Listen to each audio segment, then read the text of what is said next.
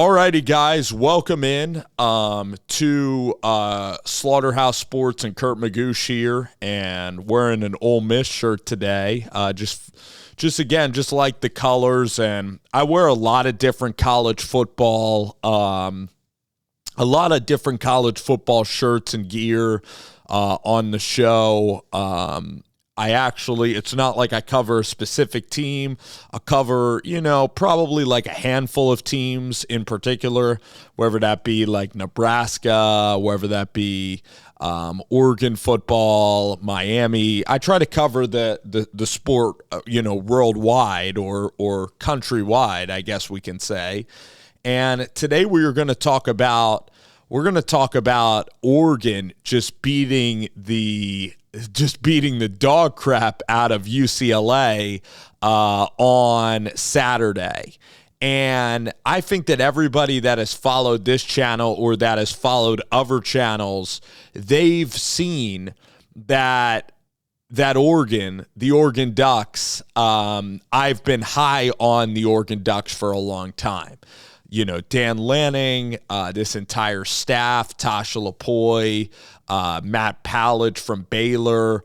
Of course, you bring in Marshall Malkow, the recruiting expert from Texas A&M that got Texas A&M all of these, high-star, five-star recruits. So Oregon was a team that I thought could be I thought that they nailed the hire of Dan Lanning originally. Dan Lanning's just intense.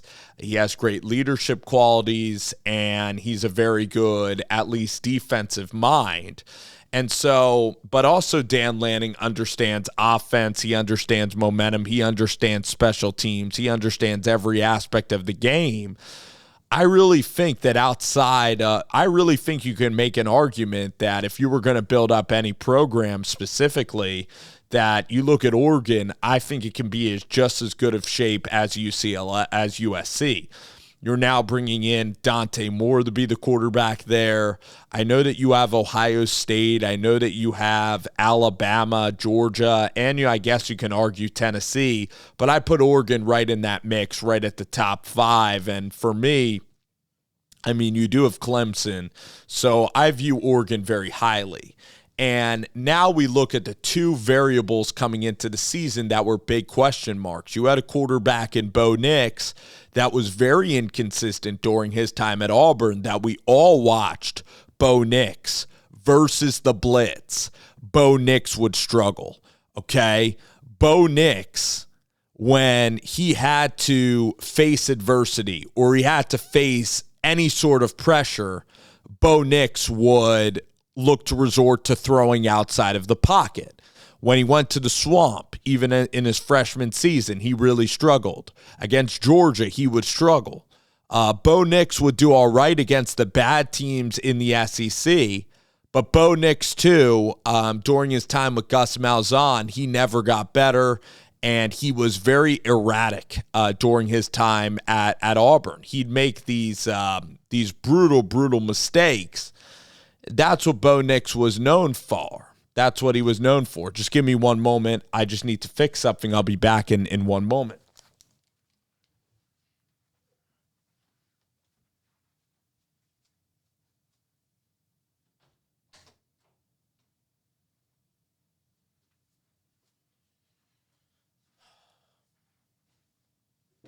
All right, we're back. I have my sincerest apologies. All right, so Bo Nix, right? He was at we're getting back to the conversation. He was at the University of Auburn, his childhood school, but he never had I know that he had Tank Bigsby, but he never had the offensive line that could help him succeed.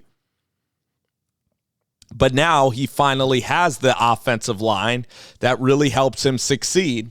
And that's what has been so special about Bo Nix at Oregon this year is he is a much improved, almost different level quarterback. He's risen his game to a level that's special.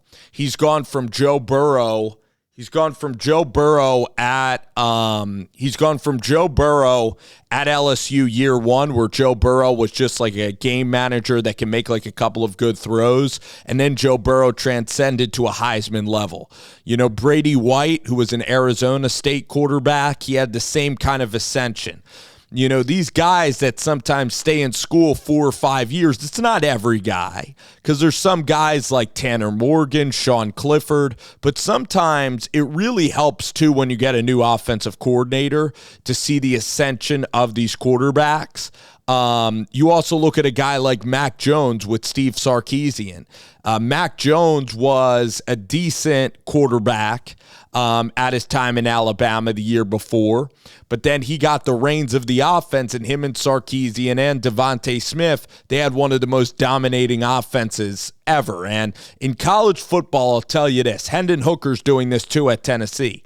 In college football, when you get to be 23, 24 years old, especially with this COVID year, you can dominate in terms of your play. You can really, when you're a senior, your body matures, your mind really matures. You know, you start seeing the exact same defenses, and when you're older, and you're older than the competition, you could take your game to an elite level. And for Bo Nix, this has really, really helped him, not only for this year, but also in the eyes of maybe guys that could be drafting him. You look at a quarterback like Sam Ehlinger. All right, Sam Ehlinger, ironically, was just there with Jacob Eason. Jacob Eason at the University of Washington came back from Georgia, and guess what ended up happening there? He ended up struggling when he came back to the Pacific Northwest. He was very up and down. He had a bad game against Oregon State. So Bo Nix has helped his stock for the NFL rise. But you look at Oregon now, and I made this video a week ago that they have a path to the playoff thanks to beating Washington State, thanks to surviving a game in Pullman. They have a great shot to make the playoff because their offense, guys, I don't think anybody in the Pac-12, even Utah, is going to stop that running game of Bucky Irving, of James, of the running backs there. I don't think that you're going to stop the physicality of the Oregon run game, and that allows Bo Nix, he has all day to throw in the pocket, and he's a very talented thrower. He really is, and he looks tall enough too, and he's been very accurate. So he's improved his arm strength. He's improved his fundamental value. All right, so put it this way. Bo Nix has been awesome. The wide receivers like Fleming has really come on strong. I think Wilson Love too, and his development cannot go understated. His development in the it cannot go overstated. His development in the weight room, because what he's doing, like, these guys are making really tough catches on the football, contested catches. And I believe that the strength and conditioning program that Oregon has, these guys are making really athletic plays, okay? They're great athletes anyway, but I'm telling you, it's enhancing their value.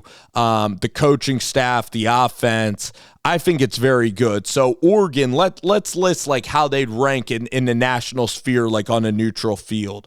I believe that unless Ohio State has a close game against Penn State on the road, I think Ohio State right now is the team above everybody else, Ohio State. And they haven't been tested, but they've been great. C.J. Stroud's tremendous, and also that defense with Jim Knowles is spectacular. That was one of the best hires of the offseason, getting Jim Knowles from Oklahoma State to Ohio State. Then you look at, I would maybe say second in the rankings would be probably Tennessee. I even think, but against Oregon, ironically, that matchup would be a decent matchup for Oregon because they can run the football on Tennessee, I believe. And now some people will disagree because they think Tennessee's run defense is awesome and they're in the SEC. It's all hypothetical. But I believe that Oregon could stay in that game because I think that Dan Lanning is kind of used to that up-tempo spread. However, it'd be tough. I mean, Oregon's pass defense has really struggled. It would be a hard game. Georgia, again, on a neutral site. I think Georgia's defense has been very good, but their offense against Missouri and even Kent State, like they've really struggled in a couple of spots. And their wide receivers, I know that Brock Bowers was a stud, but again, that was the first game for Oregon, the first game that Dan Lanning's ever been a head coach, the first game that Kenny Dillingham's really been an offensive coordinator. I mean, Kenny Dillingham was a high school offensive coordinator, and then he always had Mike Norvell and Gus Malzahn. So he's never been running his own show, and you see like how different he is from Mike Norvell now that he gets to call every single play. So for Oregon, they were inexperienced. That's why in college football specifically, it's more fun to watch than even professional football, because guess what you can do? You can improve week to week. You improve week to week. You shouldn't be the same version of yourself that you are in August, late August, that you are in October and November. That's the beauty of the sport. That's why Ohio State can lose to Virginia Tech and still go on and win a national championship. That's the beauty of the game. So for Oregon, unfortunately, Georgia is a great football team. They have a very good resume as well. If Tennessee beats Georgia, and Tennessee goes on to represent undefeated in the SEC championship, then both Tennessee and the University of Georgia, even with Alabama beating Tennessee in the SEC championship, both Tennessee and Georgia will be going to the playoff. Then you have a one-loss Alabama that would then avenge their loss to Tennessee. That's the worst situation that could happen for the University of Oregon.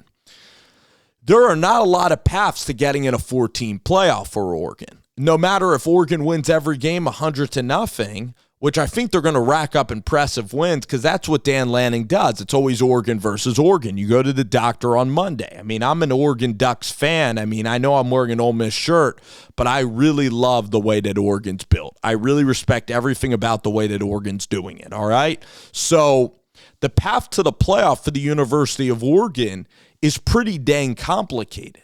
All right, so first they have to beat Utah. You have to go to Oregon State, which is going to be a test. I think actually playing in Corvallis, I believe.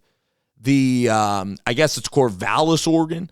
Playing there the last week of the season, the Civil War, that is going to be the toughest game actually remaining because Utah in Autzen, I believe you get after Cam Rising. You saw what UCLA and USC did to Utah's defense, even Florida. I believe that you should win that game by 2 scores. I believe Oregon's a much better team, and they're going to get even better from this point on. Going then to Oregon State will be a challenge. It'll be some adversity on the road, just like Washington State was. Then, if they have to play USC, that would be the biggest challenge because USC's offense with Caleb Williams is just different. Caleb Williams is a stud. I think that USC is actually going to surpass UCLA and beat UCLA. So USC will be a challenging game.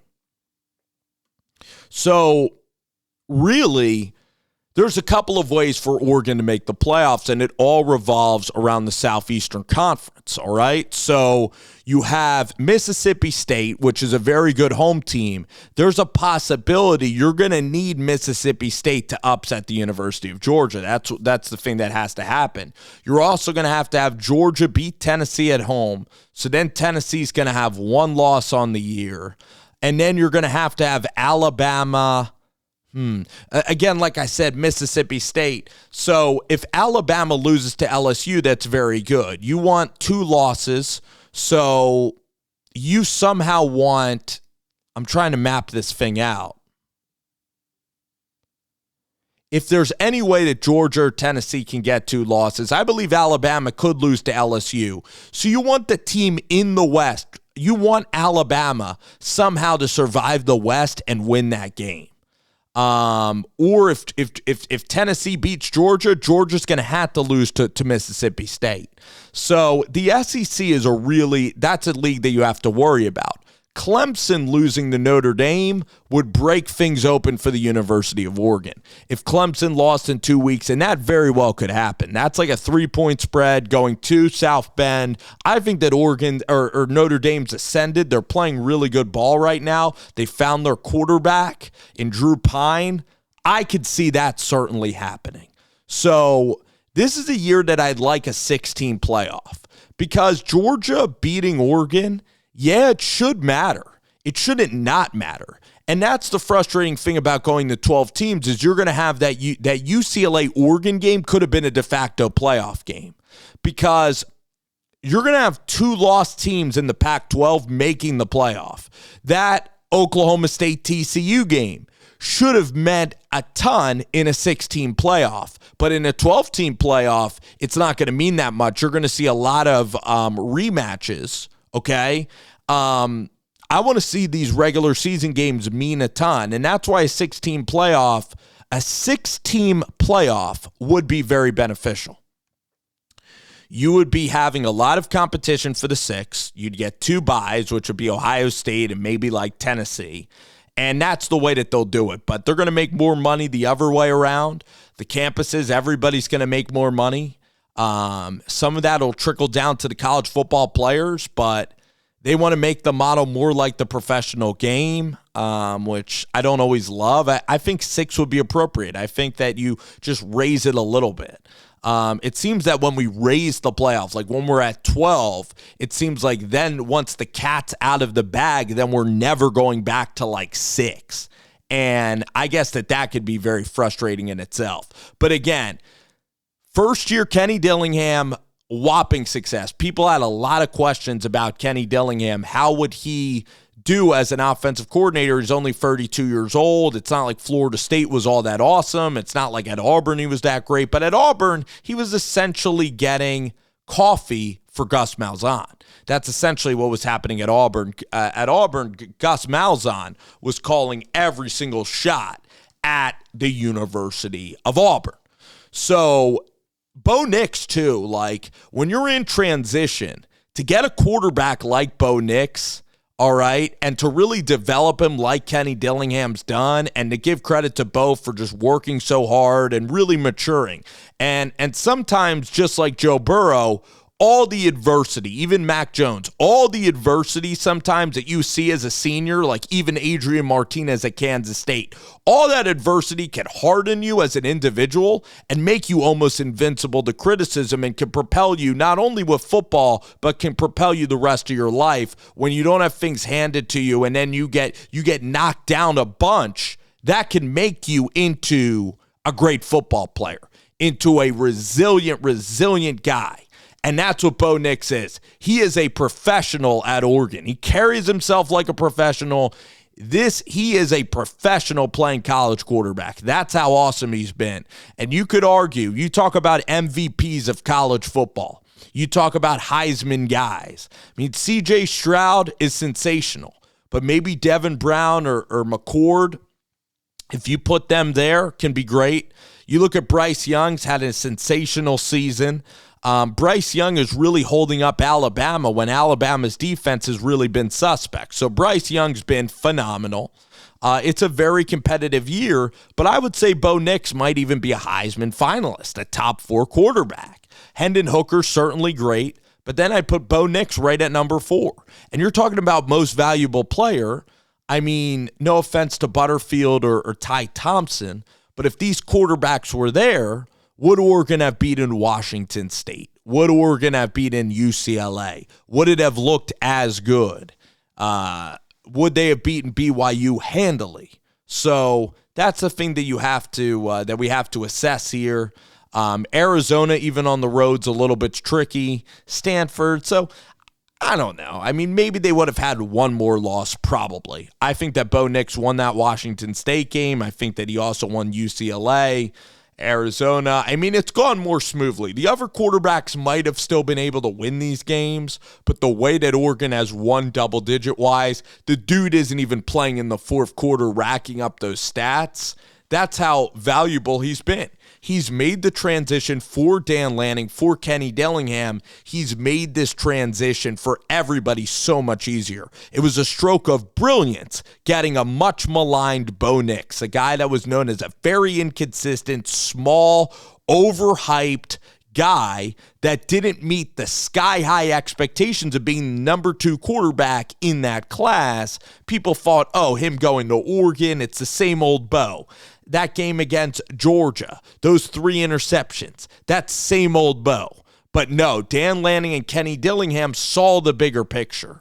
Everybody has seen the bigger picture at Oregon, and now they are reaping the benefits of success. So I knew it could happen against UCLA. We analyzed in this segment, okay, how great Bo's been, but also we've talked about the route to the playoffs. It's going to be a tough route. They do not control their own destiny at all. Oregon needs a lot of help, and then they need to run the table and win in Vegas the Pac-12 championship.